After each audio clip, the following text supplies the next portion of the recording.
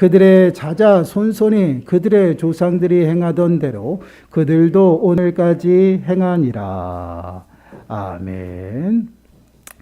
오늘 말씀의 제목은 하나님을 예배하라입니다. 이제 오늘부터 우리가 좀 예배에 관해서 좀 말씀을 함께 나누려고 합니다. 오늘 말씀을 통해서 예배가 무엇인지를 깨닫는 시간들이 되시고요. 또 말씀을 통해서 하나님을 만나시는 시간이 되시길 바랍니다. 그러므로 정말 우리의 심령이 다시금 새로워지는 이 시간이 되시고 변화되는 은혜를 누리시고요.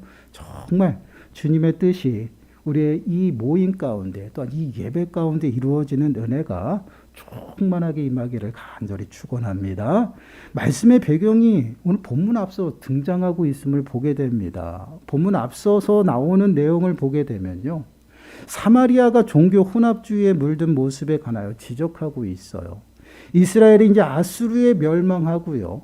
아수르가 이제 민족 종합 정책을 시행하면서 이방인들을 사마리아 그 지역으로 이주를 시키게 됩니다. 그렇게 이방인들이 사마리아에 이주하게 되지만 그들은요 하나님을 알지 못하죠. 그렇기 때문에 여호와 하나님을 경외하지 않았어요. 그로 인해서요 사마리아로 이주한 이방인들에 의해서 사마리아 지역이 종교 이제 혼합주의에 빠지게 되는 것이죠. 그러한 부분들을 지금 지적하고 있습니다. 근데 여러분 우리가 신약 성경을 읽다 보면요. 유대인들이 유독 사마리아인들과 사마리아 지역을 지나가지도 않고 상종조차 하지 않아요. 그 이유가 바로 여기 있는 것이에요. 사마리아 지역이 하나님을 잘 섬기고요. 또 사마리아라는 이 지역은요. 이스라엘의 수도였어요. 그런 하나님의 그 백성들이 종교 혼합주의에 빠져서 변질이 되었다라는 것이에요. 그래서 그런 문제로 인해서 유대인들이 그렇게 싫어하고 상종조차 하지 않았어요.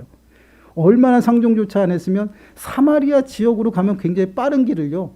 그 지역으로 안 들어가려고 돌아서 갔던 그러한 시대의 모습이 신약 시대의 모습이에요. 그래서 이러한 종교 혼합주의에 빠져 있는 사마리아에게요. 지금 본문에서는 하나님께서 이스라엘 백성들과 맺은 그 언약, 약속을요. 다시금 그들에게 소개하고 있는 그러한 말씀입니다. 그러므로 이제 하나님의 언약을요. 다시금 그들에게 상기시켜 주는 것이죠. 그 언약은 무엇이냐면요. 하나님께서는 그들에게 율법을 주시고 또한 그 명령을 지켜 행할 것을요. 말씀하셨다라는 것입니다. 그 핵심이 바로 무엇이냐? 여호와 하나님만을 섬기라는 것이다라는 것이에요. 오늘 본문 36절 말씀을 보시기 바라요. 오직 큰 능력과 편팔로 너희를 애굽에서 인도하여 내신 여호와만 경외하여 그를 예배하며 그에게 제사를 드릴 것이며 하나님을 예배하라는 것인데 그런데 하나님을 예배하라 말씀하시기 전에 앞서 나오는 그 말씀을 보시기 바라요. 오직 큰 능력과 편팔로 너희를 애굽에서 인도하여 내신 여호와만 경외하며 라고 말씀을 하고 있어요. 애굽에서 구원하여 인도하여 낸 대상이 누구인가를 그들에게 명확하게 알려주는 것입니다. 그 대상이 바로 여호와 하나님이시다라는 것이에요. 이는요 율법을 이스라엘 백성들에게 처음으로 수여하실 때도 동일하게 이 말씀을 먼저 이스라엘 백성들에게 하는 것을 보게 돼요. 출애굽기 20장 1절과 2절 말씀을 보시면요.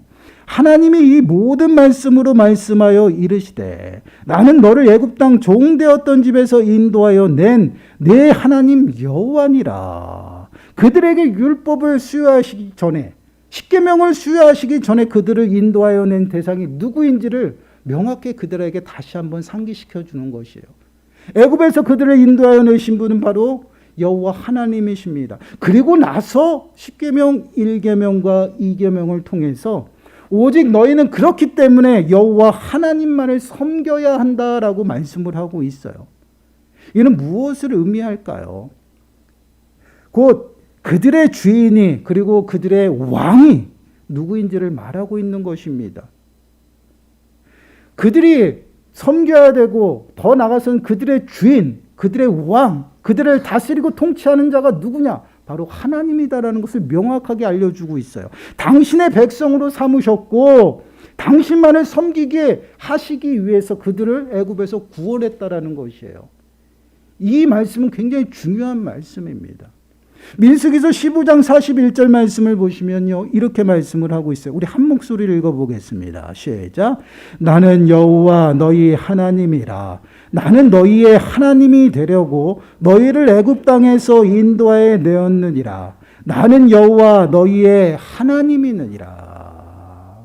내가 너희를 내 백성으로 삼기 위해서, 내가 너희의 하나님이 되기 위해서 그들을 애굽에서 구원했다라는 것이요. 이는 무엇을 의미하냐면 결국은 내가 너희에게 주인이고 너희가 나의 백성이고 내가 너희의 왕이다라는 것이에요. 여러분, 한 나라에 법이 있어요. 그 법은 누가 제정해? 왕이에요, 왕. 왕이 주인이고 왕이 우두머리예요. 그러면 종들은 누구를 따라야 돼요? 왕을 따라야 되는 것이고 왕의 법칙을 따라가야 되는 것이에요. 그것이 바로 지금 하나님께서 이스라엘 백성들에게 강조하는 그러한 모습입니다. 그렇기 때문에 너희는 나만 온전히 섬겨야 된다라고 그들에게 말씀을 하고 있어요. 이는 하나님을 온전히 경배하고요, 하나님을 예배하라는 그러한 말씀이에요. 당신만을 예배하도록 하나님께서는요, 이스라엘 백성들에게 애굽에서 구원하셨다라고 그들에게 말씀을 하고 있다라는 것입니다. 우리가 늘 기억할 것은요, 바로 이러한 부분이에요. 그리고 더 나아가서 예수 그리스도께서 우리를 구원하신 그 목적이 무엇인지를 잊어버리면 안 된다라는 것이에요. 예수 그리스도께서 이 땅에 오신 이유가 무엇입니까? 죄로 오염된 이 땅을요, 다시금 회복시키기 위함이었어요. 구원은요, 회복이에요. 우리의 구원은 죄로 인하여 오염되었고요, 파괴되었던 그 하나님과의 관계, 그 관계를 다시금 회복시키기 위한 그러한 회복의 은혜라는 것이에요. 우리는 하나님께서 만드시고 보시기에 심히 좋았던 그러한 인생들이었어요. 근데 불순종으로 인해서 죄가 이 땅에 들어오면서 모든 것이 파괴됐어요. 하나님을 향해서 하나님의 영광을 위해서 살아갔던 그 삶이 온전히 오염되어서 그것이 방향을 잃었다라는 것이에요. 그것이 하나님이 아닌 다른 곳으로 향하는 그러한 일들이 우리들의 삶 가운데 나타난다라는 것이에요. 이사야서 43장 21절 말씀을 보시면요, 이렇게 말씀을 하고 있어요. 이 백성은 내가 나를 위하여 지었나니 나를 찬송하게 하려 함이니라.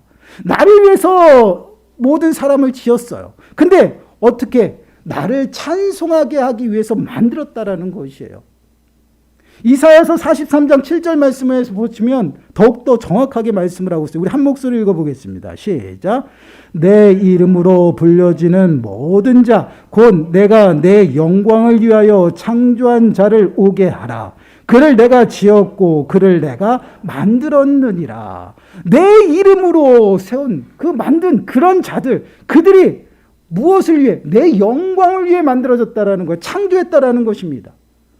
그러면 여러분, 우리는 누구의 영광을 위해서 만들어졌어요? 하나님의 영광을 위해서 만들어진 그런 창조된 인생들이에요. 그런 인생들은 오직 어떻게 살아갑니까? 오직 하늘 아버지를 보며 하나님의 영광을 위해 살아간다라는 것이에요.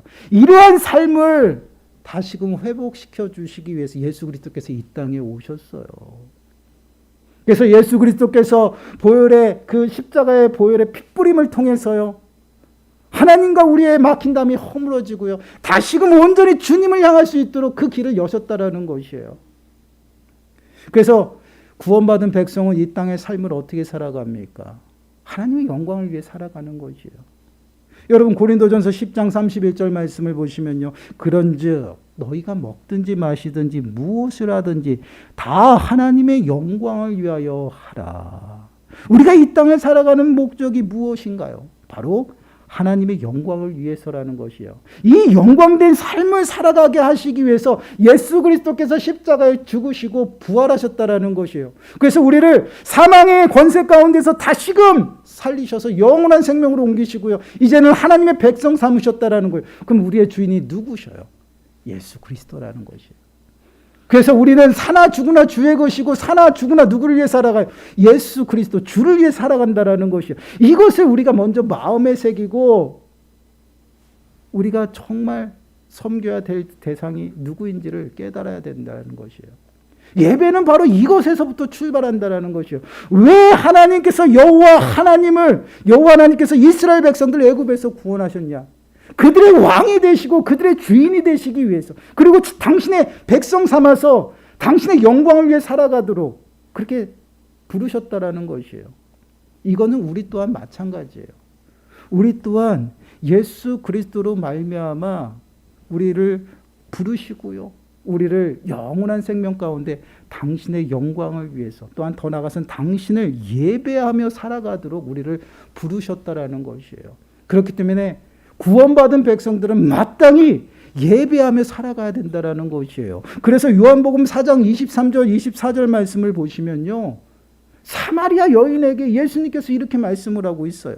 아버지께서 참되게 예배하는 자들은 영과 진리로 예배할 때가 오나니 곧 이때라. 아버지께서는 자기에게 이렇게 예배하는 자들을 찾으시느니라. 하나님은 영이시니 예배하는 자가 영과 진리로 예배할지니라. 구약시대를 보세요. 단을 쌓고요. 또한 성전에 나가서 예배를 드려요. 하나님을 예배하는 시온산이 있었어요. 그러한 곳에서 예배드렸던 그것이 이제 예수 그리스도를 통해서 이제 영과 진리로 예배할 때가 다가온다라는 것이에요. 그것이 무엇을 의미해요? 성령의 충만한 가운데 예수 그리스도의 보혈의 그 공로를 의지해서 하나님 앞에 온전히 드려지는 그러한 예배를 드리게 된다라는 것이에요. 그러한 모습이 바로 오늘날 우리가 드려지는 예배의 모습입니다.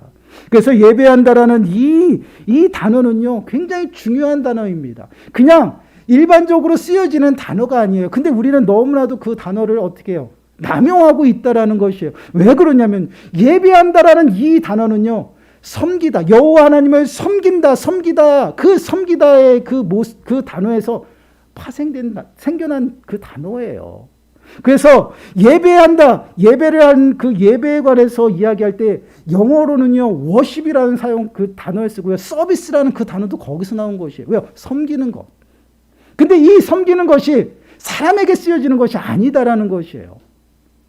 그래서 구약에서 나타나는 이 예배하다라는 이러한 모습들이 어떠한 모습으로 나타나냐면 절하는 것, 그 다음에 무릎 꿇다, 그 다음에 섬기다, 그 다음에 입맞추다. 왕에게 종이 입맞추는 그러한 모습들로 나타나는 것이에요. 결국은 이 예배라는 이 모습이 어떤 모습으로 나타나냐면 종이 주인에게 절하고요, 무릎 꿇고 경배하고요, 주인을 섬기는 모습으로 나타나고요, 자신의 그 존경하는 그 존경의 표시를 어디에요? 손에다가 입맞추는 모습으로 예배의 모습들이 등장을 하는 것이에요.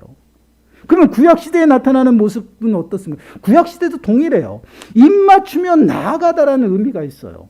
그리고 손에다가 입맞추다. 그리고 엎드리다. 누구한테 엎드려? 하나님 앞에 엎드립니다. 결국은 이 예배라는 것은요, 공경하고 또한 그 이름 앞에 또한 그 거룩하심의 그 경외를 표하면서 사용되어지는 단어예요. 쉽게 말씀을 드리면 예배하다라는 이 단어는 결국은 하나님과 예수 그리스도에게만 쓰여지는 단어예요. 그런데 우리는 이 단어를 자꾸만 엉뚱한 데 사용한다라는 것이에요. 예배한다라는 것은요, 어떤 모습이면 하나님의 이름을 높이는 것이고 하나님을 경배하는 것이고 하나님 앞에 나와서 우리가 넙적 엎드리는 그러한 모습을 나타내는 것이에요. 그러한 모습으로 예배가 쓰여지고 있다라는 것입니다. 그래서 하나님만을 섬겨야 된다라는 것은요, 온전히 하나님만을 예배해야 된다라고 말씀을 하고 있어요. 여러분, 이렇게 먼저 하나님만을 섬겨야 된다라는 그 말씀을 하시기 위해서 당신이 누구인지를 명확하게 보여주고 있다라는 것이에요. 이스라엘 백성들의 왕이고 주인이다라는 것이에요. 그와 동일하게 우리들에게 말씀하시죠. 예수 그리스도가 누구시오? 우리의 주가 되시고요, 우리의 왕이 되시는 것입니다. 종은요, 주인에게 순종하는 것이에요. 그리고 종은요, 두 주인을 섬길 수 없는 것입니다. 그렇기 때문에 이 예배의 행위는요, 온전히 나의 주인 되시고 왕에 대해만 이어지는 것이에요. 그래서 예배한다라는 것은 온전히 하나님을 예배한다라는 것이에요. 그래서 오늘 본문 37절에서 39절 말씀 보세요. 뭐라고 얘기해? 또 여호와가 너희를 위하여 기록한 율례와 법도와 율법과 계명을 지켜 영원히 행하고 다른 신들을 경외하지 말며 또 내가 너희와 세운 언약을 잊지 말며 다른 신들을 경외하지 말고 오직 너희 하나님 여호와만을 경외하라. 그가 너희를 모든 원수의 손에서 건져내리라 하셨으나 지금 오직 여호와 하나님만을 경외해야 된다라는 것이에요. 이거 예배해야 된다라는 것이에요. 너희가 다른 신들을 섬기고 예배하면 안 된다는 것이에요. 왜요? 예배하는 행위는요, 그를 섬기고 그를 주인으로 온전히 섬긴다는 표예요. 그렇기 때문에 그러한 행위가 하나님이 아닌 다른 곳을 향하면 안 된다라는 것이에요. 왜요? 하나님만이 우리의 주인이고 왕이시기 때문이라는 것입니다. 이것을 명확하게 우리들 마음에 새겨야 된다라는 것이에요. 하나님께서는요, 이스라엘 백성들을요, 애굽에서 구원하시고 그들에게 여호와 하나님만이 유일한 신이다라고 분명히 말씀을 하고 있어요. 그렇기 때문에 여호와 하나님만을 섬기고 경외해야 된다라고 그들에게 명령하십니다. 이거는 선택이 아니에요. 명령이에요, 명령. 왜요? 너희는 내 백성이야. 너희는 내 백성이기 때문에 너희는 내 백성답게 살아가야 된다라는 거죠. 그래서 하나님이 끊임없이 이스라엘 백성들에게 강조한 것이 무엇이에요? 내가 거룩하니 너희도 거룩해야 된다라는 것이에요. 너희는 내 하나님의 백성이다. 내 백성이다라는 것이에요. 그렇기 때문에 너는 온전히 나만을 경외하고 나만을 섬기는 삶을 살아가야 된다는, 나만 예배해야 된다라고 분명히 말씀을 하고 있어요. 여러분, 예배는요, 명확하게 아셔야 됩니다. 섬김의 의미예요. 섬김의 의미는 무엇을 의미하냐면요, 나의 주인이 누구냐라는 것을 명확하게 가르쳐 주는 것이에요. 하나님이 나의 주인이십니다라고 넙적 엎드리는 게 예배 행위입니다. 그렇기 때문에 그러한 행위를 다른 우상들과 사람들에게 행할 수 없다라는 것이에요. 이러한 모습이 분명히 신약 성경에도 나타나고 있어요. 여러분, 사도행전 42장, 이사야서 42장 8절 말씀을 보시면 하나님께서 이러한 모습들을 먼저 싫어하시는 이유에 대해서 말씀을 하고 있습니다. 나는 여호와이니 이는 내 이름이라. 나는 내 영광을 다른 자에게 내 찬송을 우상하게 주지 아니하리라. 하나님이 받을 영광이라는 것이에요. 내가 왕이고 너희들이 그 찬송과 또한 영광을 내가 받아야 되는데 그 영광을 다른 사람에게 주지 않는다. 사람에게도 주지 않는다는 것이에요. 그래서 하나님께서 명령하신 것이 나만 섬겨야 되고 그 외에 우상을 숭배하고 우상을 예배하는 자들은 어떻게 해요? 멸할 것이다 라고 말씀해요. 아주 무서운 말씀을 하고 있다는 거예요. 출애굽기 22장 20절 말씀 보세요. 여호와 외에 다른 신에게 제사를 드리는 자는 멸할지니라. 구약시대의 제사의 행위는 바로 오늘 예배 행위하고 동일한 것이에요. 나를 드리고 하나님 앞에 감사함으로 드리는 그러한 행위들, 그러한 것이 바로 예배입니다. 그래서 온전히 하나님께서는요, 하나님만을 예배하라는 것이에요. 좀 전에 말씀을 드렸다시피 구약에서만 그러지 아니요, 신약에서도 동일하게 나타나죠. 우리가 좀 읽으면서 이상한 부분이 있었을 겁니다. 여러분들 그냥 무심코 지나갔을 건데 이 부분을 명확하게 아셔야 돼요. 사도행전 10장 25절 26절 말씀이에요. 사도행전 10장 25절 26절 말씀, 우리 한 목소리 읽습니다. 시작. 마침 베드로가 들어올 때에 고넬료가 맞아 발 앞에 엎드려 절하니 베드로가 일으켜 이르되 일어서라 나도 사람이라 하고. 여러분, 집안에 들어오는 손님을요, 당연히 경배하는 거 맞아요. 그런데 지금 베드로가 뭐라고 대답하고 있어요? 나도 사람이다. 여러분, 이 부분 이상하지 않습니까? 왜 이 말을 하는지. 지금 고넬료의 행위를 보시기 바라요. 고넬료가 맞아 발 앞에 엎드려 절했다라는 것이에요. 이것은 그 당시에 주인에게 하는 행위예요. 주인에게 하는 그런 행동입니다. 그 주인에게 자신이 넙적 절하면서 그를 경배하고 그를 맞이하는 것이에요. 왕에게나 주인에게 하는 행동이었어요. 그 모습을 누구에게? 지금 베드로에게 하고 있다는 것이에요. 그래서 베드로가 그에게 가서 뭐라고 합니까? 나도 사람이다. 여러분, 이 모습은요, 앞에 배경을 아셔야 돼요. 베드로는요, 하나님의 천사가 나타나서 이방인의 사람, 고넬료 집으로 가라 그랬어요. 근데 싫다고 그랬어요. 이방인하고는 상종을 안 하니까. 고넬료에게도 분명히 천사가 나타나서 베드로라는 사도를 너희 집에 들여서 예배 드리라고 했어요. 똑같이 동일하게 나타나서 그렇게 했을 때 베드로가 안 됩니다라고 거절하다가 결국은 갑니다. 순종하고요. 갔을 때 고넬료가 한 행동이에요. 고넬료는 베드로를 어떻게 하나님의 사도로 생각했어요. 하나님의 권위 앞에 넓적 엎드렸던 그런 모습이에요. 그럼에도 불구하고 지금 베드로가 뭐라고 해요? 그러지 마라. 나도 사람이다. 내가 너의 주인이 아니고 내가 이 영광을 받을 사람이 아니다라고 지금 이야기를 하고 있는 것이에요. 이러한 모습이 지금 바로 예배의 모습입니다.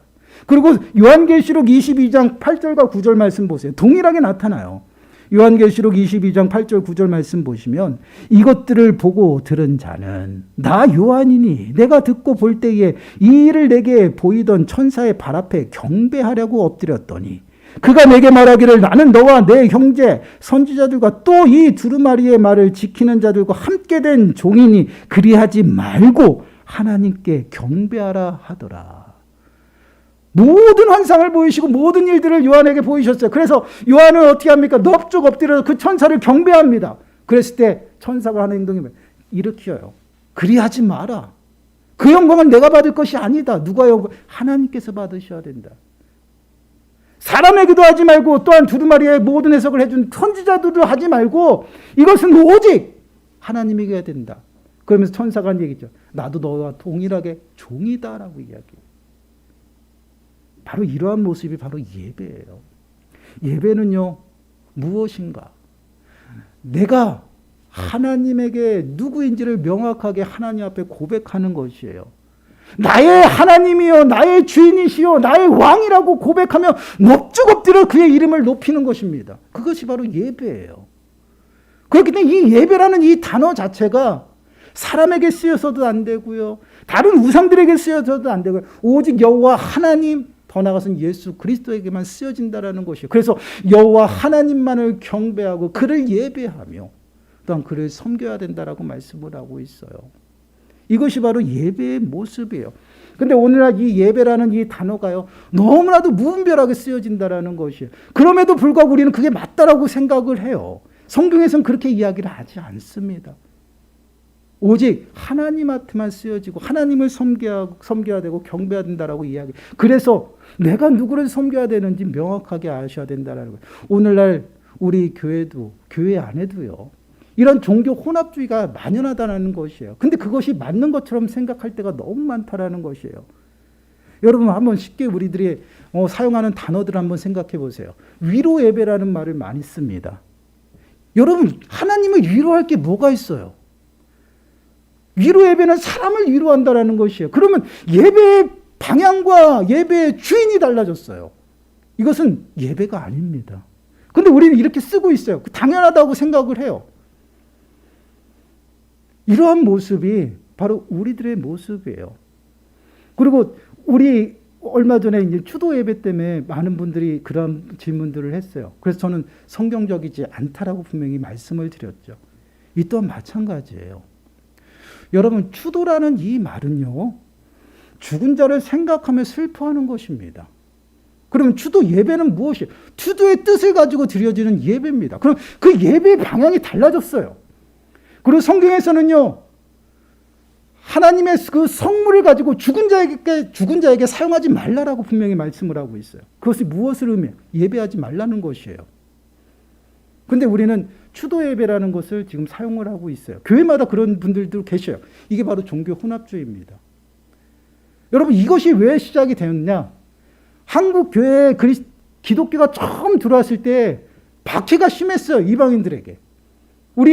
우리나라 가운데서 살았던, 우리나라 가운데서 제사 문화, 그러한 문화들 때문에 많은 박해가 있었고요. 또한 그러한 문제들이 발생하면서 그럼 어떻게 하면은 그들을 위로하고 그들을 타협할까? 그래서 생겨난 게 추도 예배예요. 근데 그 추도 예배가 자리를 잡아서 지금까지 왔습니다. 근데 그 추도 예배가 당연하다라고 생각하고, 그 다음에 그 교회마다, 또한 목사님마다 철학이 다르다라고, 이건 철학 문제가 아니에요, 여러분. 성경에서는 그렇게 이야기하지 않습니다. 우리가 지금까지 무지해서 몰랐잖아요. 그러면 우리가 성경에 맞춰서 성경대로 살아가야 돼요. 그것이 하나님의 백성이에요. 그래서 이 말씀을 예배에 대한 것을 정확하게 알아야 되는 것이 무엇이냐.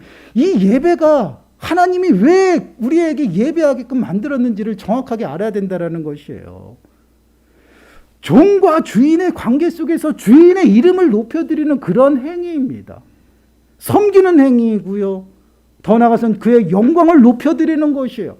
넙죽 절하며 경배하고요. 무릎 꿇고 그 주님의 그 손 앞에 입 맞추는 그런 경의를 표하는 그런 행위입니다. 그렇기 때문에 이 예배는요. 이 예배에 참여해서 우리들의 마음이 어때?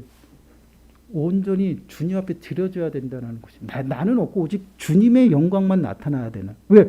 왕으로서 경배하고 찬양하고요. 더 나가서는요. 주인의 이름을 높여드리는 그러한 부분이에요. 이것이 바로 예배입니다. 그렇기 때문에 우리가 예배를 통해서 내 자신이 누구인지를 정확하게 다시 한번 깨닫게 되는 것이고요. 또한 예배를 통해서 주인 앞에 주인의 이름을 높여드리기 때문에 당연히 예배를 통해서 하나님을 만나야 되는 게 당연한 것이에요. 그러나 우리가 지금 예배를 드리면서 그렇지 못하다라고 있다는 것이에요. 그것은 뭐? 우리가 하나님을 온전히 섬기지 못하고 있다라는 것이에요. 그리고 예배에 나와서 하나님 앞에 온전히 드려지는 그 시간이 주인을 위해서 드려지는 시간이 아니라 내가 무엇을 받으려고 은혜를 받으려고 나오기 때문에 그래서 예배가 은혜가 되질 않아요. 여러분 우리가 한번 우리의 모습을 한번 돌아봐야 됩니다. 요한계시록 19장 10절 말씀을 보시면요. 이렇게 말씀을 하고 있어요. 내가 내 발 앞에 엎드려 경배하려 하니 그가 나에게 말하기를 나는 너와 및 예수의 증언을 받은 내 형제들과 같이 된 종이니 삼가 그리하지 말고 오직 하나님께 경배하라. 예수의 증언은 예언의 영이라 하더라. 예언의 영이 누구예요? 하나님이에요. 천사들이 한 것이 아니다라는 것이에요. 이 모든 것을 하나님이 알려줬고 하나님께 영광을 돌리라고 지금 천사가 요한에게 이야기하는 것이에요. 여러분 우리의 인생의 주관자는요 여호와 하나님이십니다. 하나님께서 우리들에게 하나님의 백성으로서 이 땅의 모든 삶을 온전히 풍성한 은혜 가운데 두시기 위해서 그리고 더 나아가서는 하나님의 백성으로서 하나님만을 위해 살아가도록 부르셨어요. 그 일을 하시기 위해서 당신의 독생자 예수 그리스도까지 아끼시지 않냐고 이 땅에 보내주셔서요. 십자가에 내놓으셨습니다. 얼마나 우리를 사랑하십니까? 그 사랑을 깨닫고요. 우리가 누구인지를 명확하게 알고요. 우리의 삶의 방향을요. 온전히 하나님 앞에 하나님을 향하도록 해야 된다는 것이에요. 하나님을 향해야 되는 그러한 섬김과 그러한 예배가 사람이나 다른 곳을 향하게 되면 어떻게 됩니까? 결국은 우상숭배가 되는 것이고요. 그 우상숭배는요, 하나님이 기뻐하시는 일이 아니에요. 우상숭배하는 자를요, 나를 미워하는 죄다라고 분명히 말씀을 하고 있죠. 하나님을 미워하면 어떻게 됩니까? 하나님을 대적하는 자가 되고요. 하나님은 결국 그들 그냥 두시지 않아요. 멸망한다라는 것이에요. 멸하신다라고 분명히 무섭게 말씀을 하고 있어요. 이것이 우리들에게 하나님께서 요구하시는 삶의 모습이에요. 하나님은요, 우리를 하나님을 예배하게끔 부르셨습니다. 구원하셨다라는 것이에요. 이것은 곧 당신의 백성 삼으셨고요. 당신의 그 은혜 가운데 두셨다라는 것이 오직 하나님을 위해서 살아가도록 부르셨다라는 것입니다. 이 말씀을 우리가 마음에 새기고요. 늘 정말 예배하면서 그 하나님을 바라보고요. 기대하는 것이에요. 내가 할 수 없으니. 그래서 예배는요. 영과 진리로 예배한다. 성령의 인도하심과 충만한 가운데에서 더 나아가서 예수 그리스도의 그 보혈의 공로를 지나서 하나님 앞에 나아갈 수 있는 그러한 예배, 그러한 예배를 우리들에게 허락하셨어요. 그 예배 가운데 정말 온전히 하나님만을 찬양하시고 온전히 하나님만을 섬김으로 인해 정말 하나님이 천대까지 베푸시는 은혜가 저와 여러분들 또한 여러분들의 가정 가운데 충만하게 임하시기를 간절히 축원합니다. 기도하겠습니다. 하나님 감사합니다. 저희가 예배란 무엇인가에 대해서 함께 말씀을 나누며 정말 우리가 예수 그리스도로 말미암아 예배의 삶을 살아가도록 부름을 받았음을 다시금 깨닫게 됩니다. 하나님, 주님께서 피로 값주시고 저희들을 사셔서 오직 사나 죽으나 주를 위해 살아가고 사나 죽으나 주님의 거심을 늘 마음에 새기며 주님 앞에 나가야 함을 다시금 깨닫게 됩니다. 늘 여호와 하나님만이 나의 왕이시고 나의 주인이심을 늘 기억하며 오직 주님만을 섬기고 예배하며 또한 주님의 이름을 높이고